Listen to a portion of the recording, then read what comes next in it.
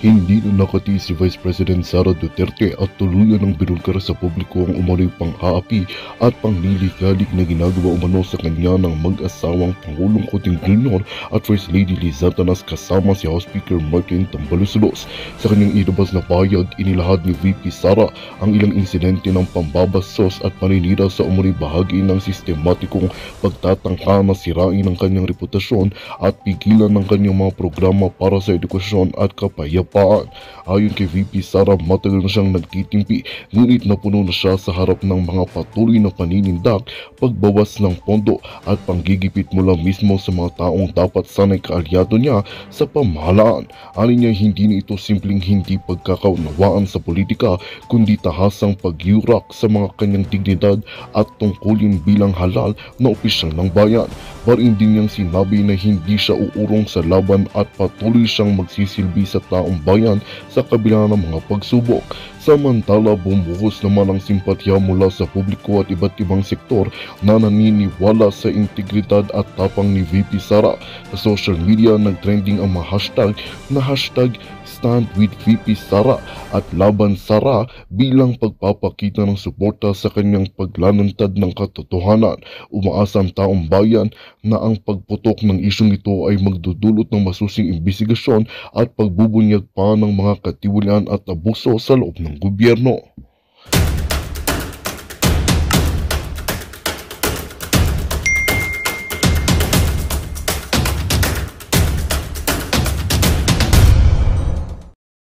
To reach out to the Department of Justice regarding our position on this matter, and we will lay down the legal basis of our position with the DOJ.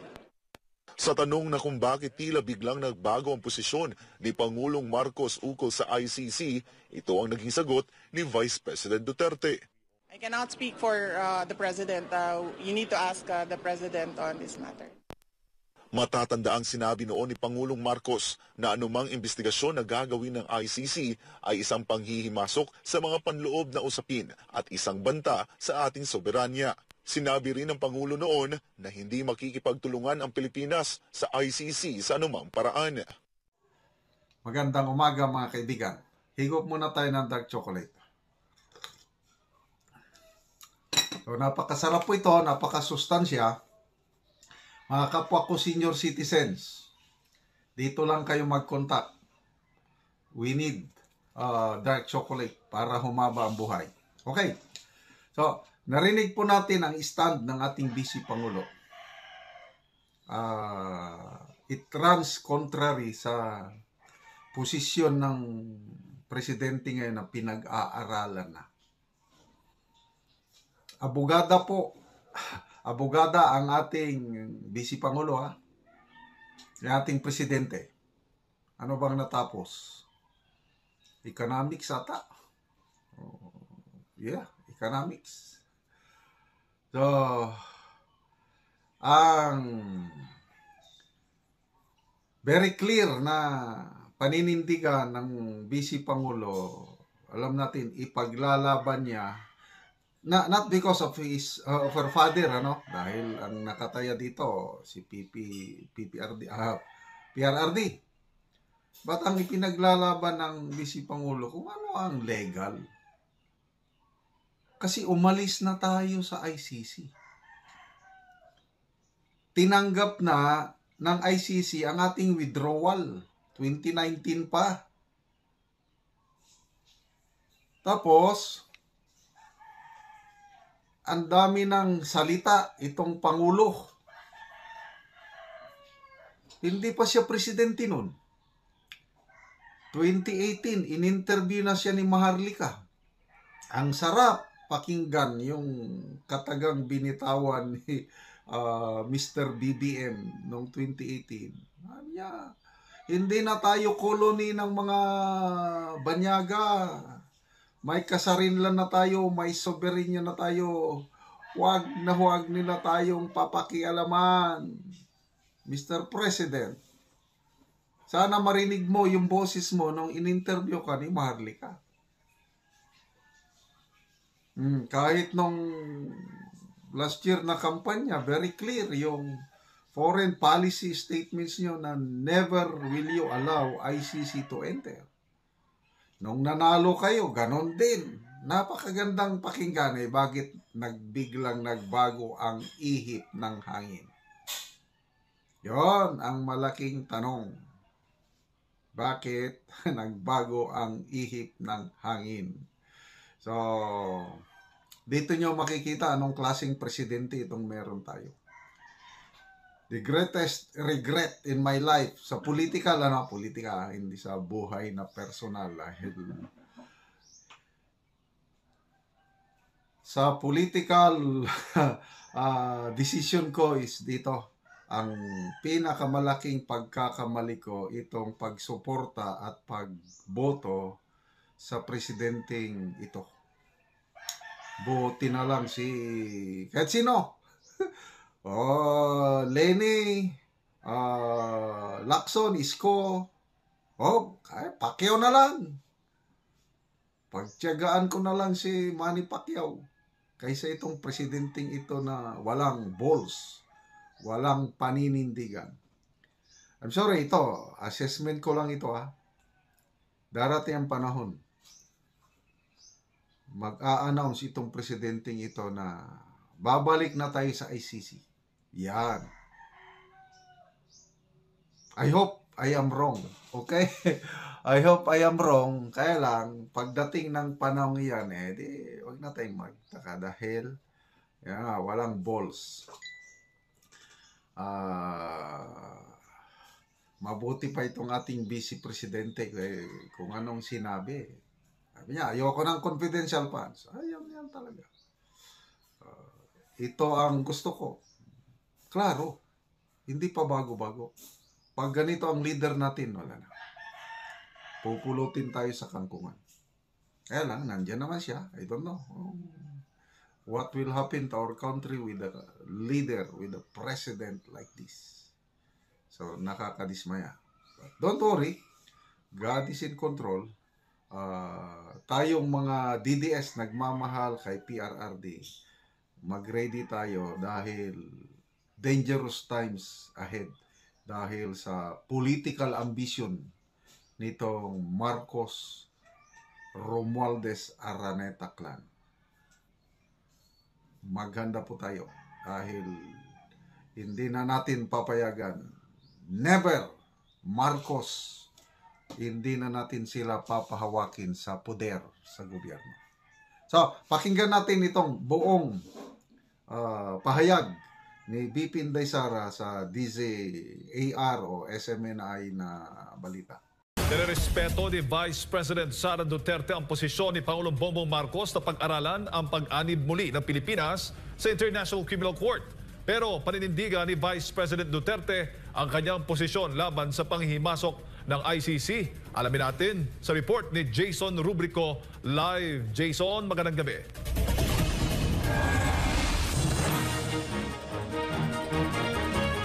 Magandang gabi. Ginagalang nga ni Vice President Sara Duterte ang naging posisyon ni Pangulong Bongbong Marcos ukol sa International Criminal Court. Pero binigyang diin ng pangalawang Pangulo na patuloy silang dudulog sa Department of Justice sa kanilang posisyon sa nasabing issue. Foreign policy. Nagsalita na si Vice President Sara Duterte sa naging posisyon ni Pangulong Bongbong Marcos na pag-aralan muli ang pag-anib ng Pilipinas sa International Criminal Court. Ayon kay Vice President Duterte, ginagalang niya ang posisyon ni Pangulong Marcos ukol sa ICC. We all should respect the position of the president being the chief architect of foreign policy.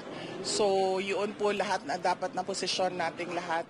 Pero iginiit ni Vice President Duterte na maninindigan siya sa kanyang posisyon laban sa panghihimasok ng ICC. Una nang sinabi ng pangalawang Pangulo na maliban na isang paglabag sa konstitusyon ang payagan ng ICC na mag-imbestiga sa Pilipinas ay pangmamaliit rin ito aniya sa mga legal institution ng bansa.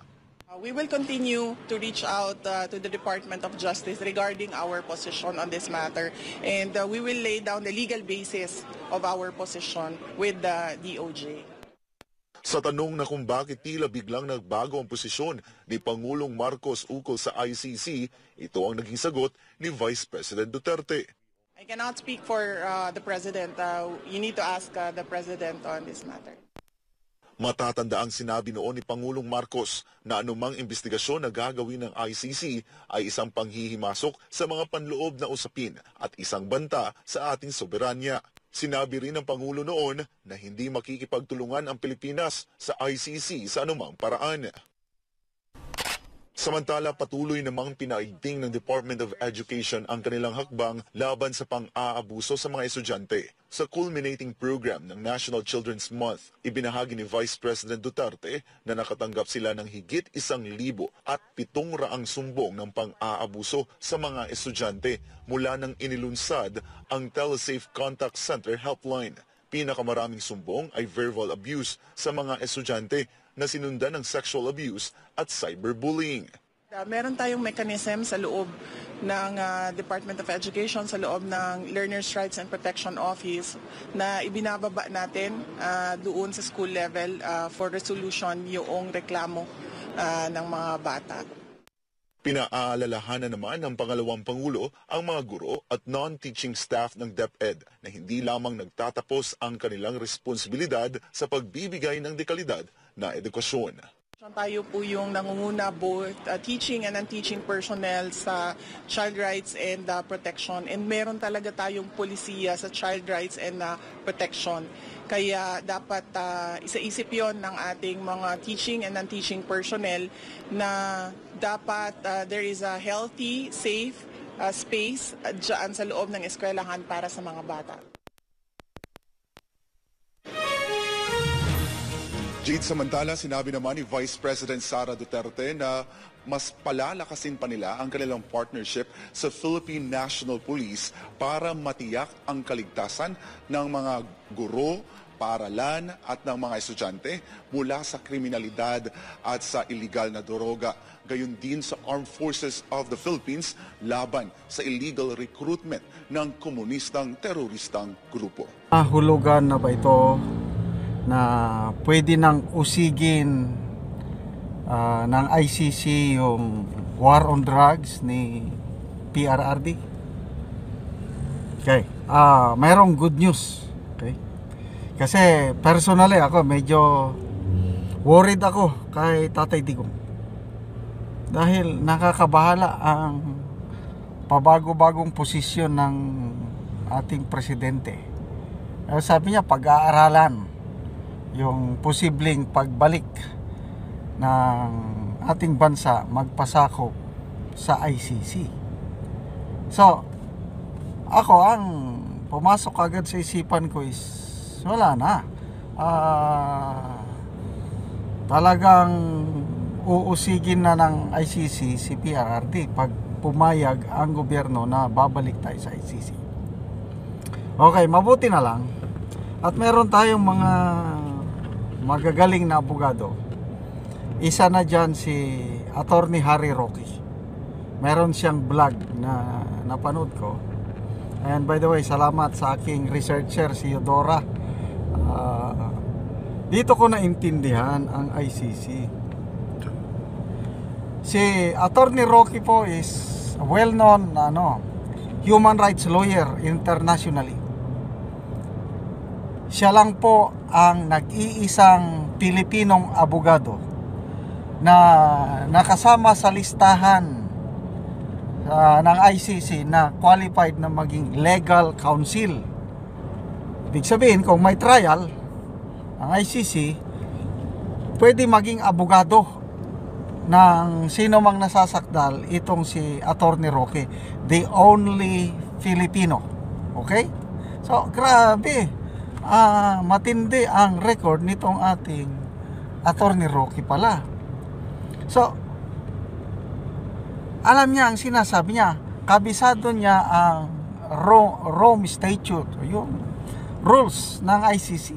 Dahil qualified siya na maging legal counsel. So, ganito ang pagpapaliwanag niya. Napakasimple lang pala. Kung member ka, yun, pwede kang litisin. Ngayon, Pag hindi na member, ganito ang rule. Umalis po tayo 2018, nag-withdraw ang ating bansa. Ang rule is mayroong 1 year period na within that 1 year pwedeng kung ang ICC prosecutor humingi ng permiso sa court at inapprove na mag-imbestiga, ay pwede. Okay? 1 year, within 1 year after na nag-withdraw ang bansa. So 2018 nag-withdraw tayo. So after 1 year, 2019, 1 year na ang nakakalipas, walang request ang ICC prosecutor na mag-conduct ng preliminary investigation. Wala. Lumipas ng 2019, 2021, 2022 na, 2021 na, after 2 years, saka nag-request ang prosecutor na mag-conduct na ng investigation at pumayag naman ang ICC. So that was 2021. 2 years after na nawala na tayo sa ICC. Dapat kung nung 2019 nag-request na ang prosecutor at inapprove ng ICC yung investigation, pwede. Wala na, paso na. Dahil 2021 nung na-approve. Ganyan kasimple ang paliwanag ni Attorney Roque. Kabisado niya ang ICC rules. Dahil legal counsel siya ng ICC.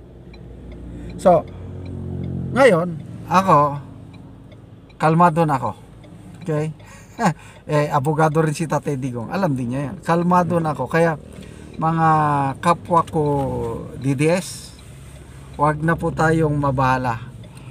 Bahala na itong ating Pangulong pabago-bago ang panindigan. Sige, balik kayo sa ICC. So what? Kung balik kayo. Ang importante is yung rules ng ICC court is hindi na nila pwedeng pakialaman si Tatay Digong. So next year o makalawa, nakabalik na tayo sa ICC at pupunta sila dito para imbestigahan. Yan legal battle na yan, kasi nga ang pwedeng tatayong abogado ni PRRD walang iba kundi itong kanyang former spokesman na si Attorney Roque. Kabisado niya ang rules dahil qualified siya. No worries. Okay? Nakakatakot kasi yung pahayag ni Tatay Digong. Sabi niya, patayin niyo muna ako bago ako usigin ng ICC. So anong ibig sabihin nun? Palaban. Ganon din si Senator Bato de la Rosa. Maghanda ako, sabi niya, I must prepare dahil very unexpected, nakakagimbal ang pronouncement ng Pangulo, sabi niya, na pag-aralan na nung una nung una yon nagatiktik. Nung una very clear ang stand ng Pangulo nga, hindi pwede. Ngayon biglang nagbago ang ihip ng hangin, pag-aaralan. So sabi ni Senator Bato, paghanda niya, kailang hindi siya haharap sa banyaga ng ICC. haharap lang siya sa Filipino court o Filipino judge, handa siyang umarap. But kung banyaga, no way. Ganun ang sabi niya. So, palaban din. Ngayon, pag magkamali ang Pangulo, ituloy niya yung plano kasi ang nagplano lahat ito si Speaker Romualdez Grabe yung dahil lang sa ambisyon na maging presidente, ang aga-aga pa lang nadidivide na ang ating bansa dahil sa mga usaping ito. Dapat sanang pinagtutuunan ng pansin yung paano i-control ang inflation, paano magkaroon ng self-sufficiency sa pagkain, paano labanan ang mga smugglers, hoarders, yan yung mga gera sa Ukraine, Israel, Gaza.